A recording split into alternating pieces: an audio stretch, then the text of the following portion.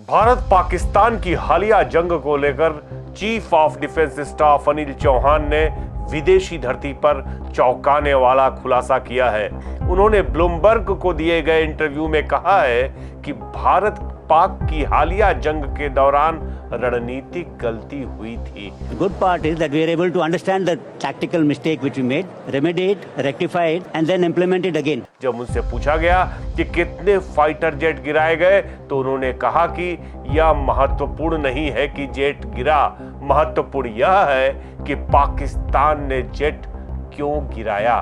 उनके एक बयान से न केवल देश भर में खलबली मची है, बल्कि यह माना जा रहा है कि भारत ने पाकिस्तान द्वारा जेट गिराए जाने के दावे को एक तरह से स्वीकार कर लिया है, भले ही अब तक इस दावे को यहां फेक न्यूज ही माना जा रहा था।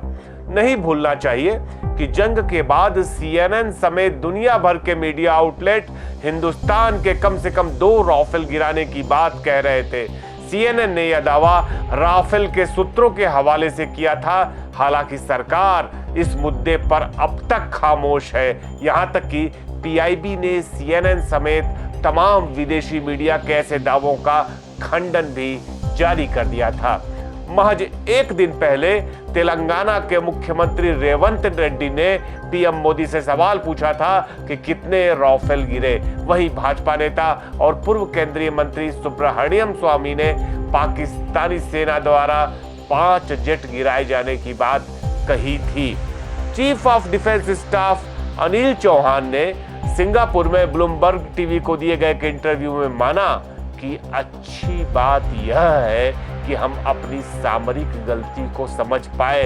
उन्होंने बोला उसका समाधान किया, हमने उसे सुधारा और फिर 2 दिन बाद उसे फिर से लागू किया तथा लंबी दूरी पर निशाना साधते हुए अपने सभी जेट विमानों को फिर से उड़ाया। उन्होंने अपने इंटरव्यू में यह भी कहा कि 4 दिन के युद्ध में परमाणु युद्ध की नौबत कभी नहीं आई। दरअसल CDS की टिप्पणी 7 मई को पाकिस्तान के साथ शुरू हुए संघर्ष के दौरान देश के लड़ाकू विमानों पर किसी भारतीय सरकार के प्रतिनिधि या सैन्य अधिकारी की अब तक की सबसे प्रत्यक्ष टिप्पणी है। अनिल चौहान ने पाकिस्तान के इस दावे को बिल्कुल गलत बताया कि उसने 6 भारतीय युद्धक विमान मार गिराए हैं। हालांकि उन्होंने यह बताने से इनकार कर दिया कि भारत ने कुल कितने विमान खोए हैं।